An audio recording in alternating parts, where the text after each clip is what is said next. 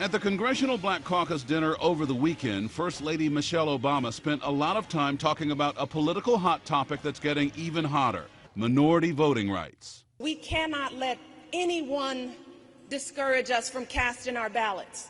We cannot let anyone make us feel unwelcome in the voting booth.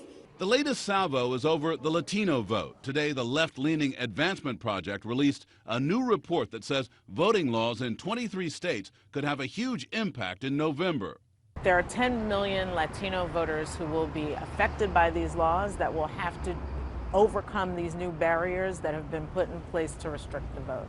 There are estimated to be around 25 million Latinos eligible to vote nationwide, which, according to the Advancement Project, means more than a third could be affected. But the report's conclusion was almost immediately challenged. Republican strategist Ana Navarro has done Latino outreach for campaigns. The numbers that are included in this report include people like me, a naturalized Latino in Miami, Florida.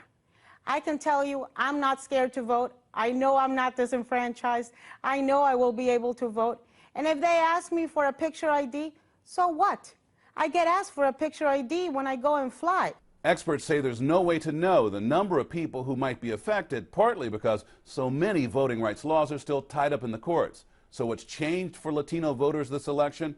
Proof of citizenship, including some states require a photo ID. Also, battleground states like Florida and Colorado have attempted to purge voter rolls of alleged non-citizens. Purging people from the rolls because they're suspected non-citizens actually creates a burden on Latino voters that other communities will not see.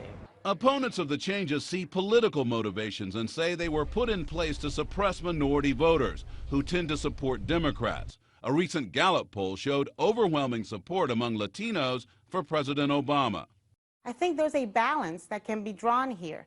We all agree that only those eligible to vote should be voting, and that those that are not eligible to vote should not be voting. Now, the question is, why create such alarm and why create such controversy? A lot of Republicans who push these legal changes through say this is mainly about protecting the integrity of the vote and rooting out fraud. But so far, study after study has shown there's scant evidence to support claims of fraud. Joe John, CNN, Washington.